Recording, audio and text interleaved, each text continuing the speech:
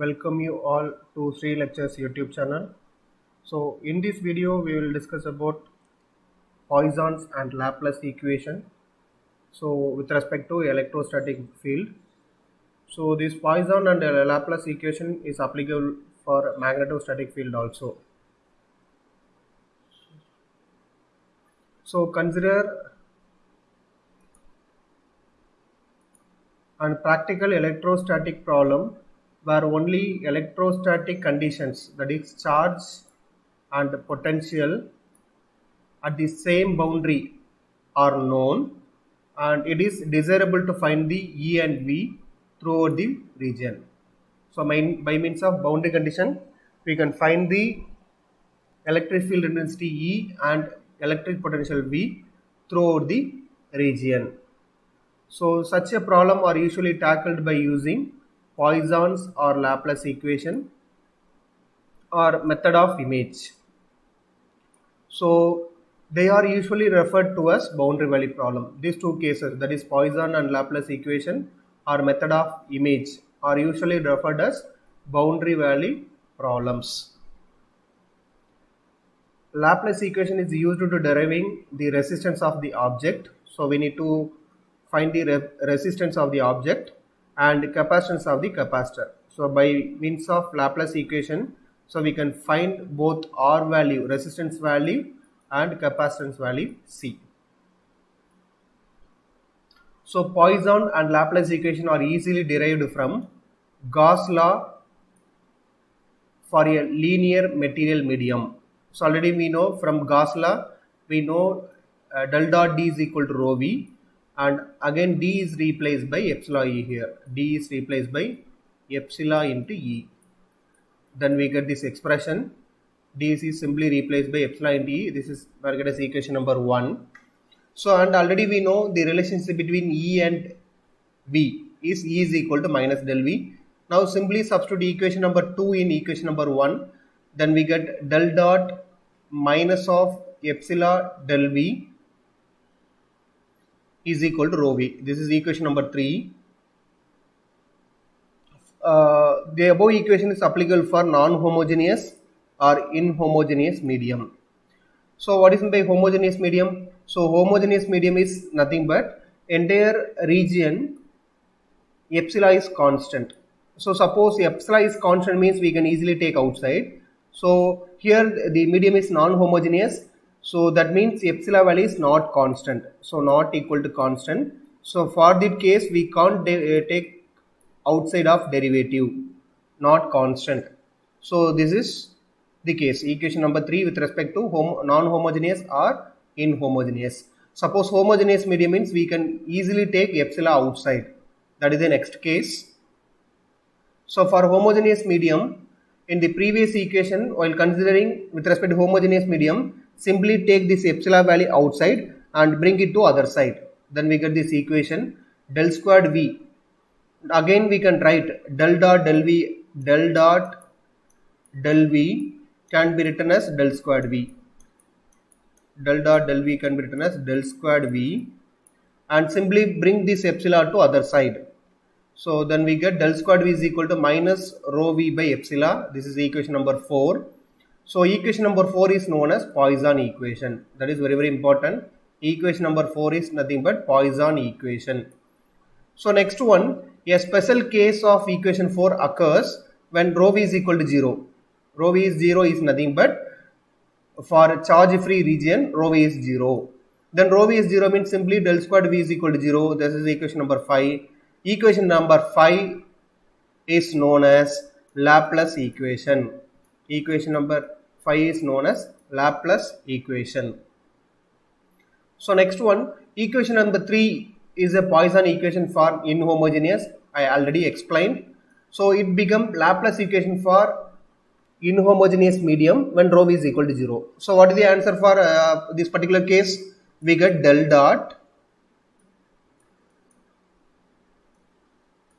minus epsilon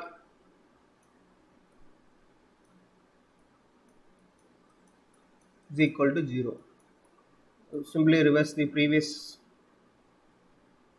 So here simply put rho v is here, simply rho v is equal to 0 means we get del dot of minus epsilon into del v.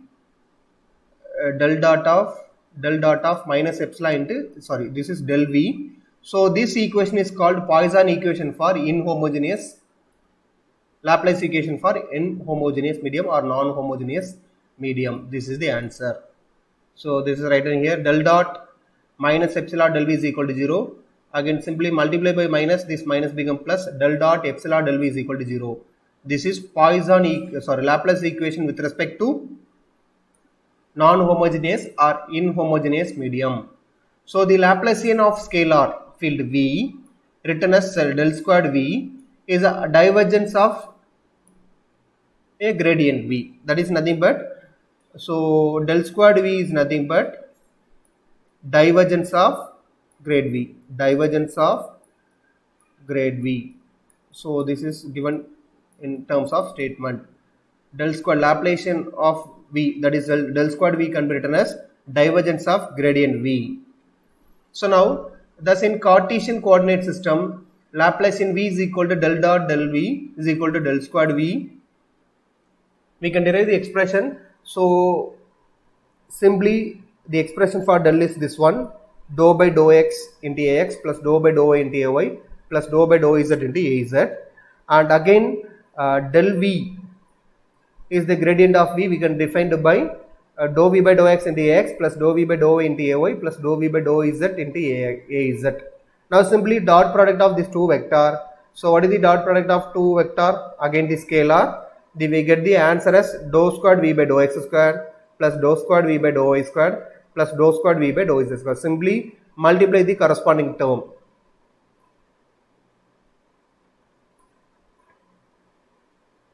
Then we get this expression, equation number 8. Note that Laplacian of scalar is another scalar. So Laplacian of scalar is, the resultant is also scalar. So now similarly we can written for cylindrical and spherical coordinate system. So for cylindrical coordinate system we can derive the expression for Laplacian operator is del squared v is equal to 1 by rho dou by dou rho, rho into dou v by dou rho, plus 1 by rho squared dou squared v by dou phi squared plus dou squared v by dou z squared. This is for cylindrical coordinate system. Similar way we can write it for spherical, that is del squared v is equal to 1 by r squared dou by dou r of r squared into dou v by dou r plus 1 by r squared sin theta dou by dou theta of sin theta dv by d theta plus 1 by r squared sin squared theta dou squared v by dou phi squared. This is for spherical coordinate system. So thus Laplace equation in Cartesian and cylindrical and spherical coordinate can be respectively is given by, so for Laplace equation in Cartesian means simply we can equate this del squared v to 0.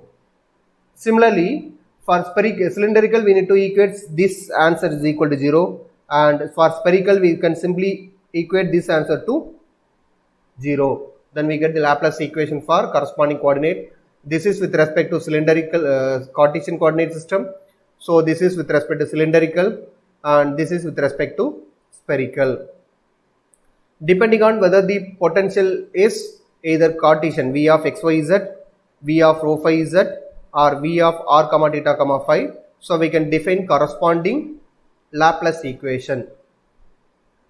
So Poisson equation in those coordinate system may be obtained by simply replace in previous three equation. Simply replace right hand side 0 by minus rho v by epsilon. Then we get the Poisson equation for each coordinate system. Simply in previous equation this 0 and this 0. These three zeros are replaced by minus rho v by epsilon. Then we get Poisson equation. So this is epsilon. Then we get Poisson equation with respect to Cartesian, cylindrical and spherical coordinate systems. So Laplace equation is of primary importance in solving electrostatic problem involving a set of conductors maintained at different potential. So mainly this Laplace equation is used to solve the electrostatic problem involving conductor maintained at different potential. And example for such problem include capacitors. Some of the examples are capacitors and vacuum tube diodes. Laplace and Poisson equation are not only useful in solving electrostatic field problem, they are used in various other field problem also. For example, V is be interpreted as magnetic potential in magnetostatics, as temperature in heat conduction, as stress function in fluid flow, and pressure head in seepage. These are some of the application of Laplace equations. These are the main application of Laplace equation. So next video will be on capacitance calculation for different configuration. Thank you all. Thank you for watching. Thank you.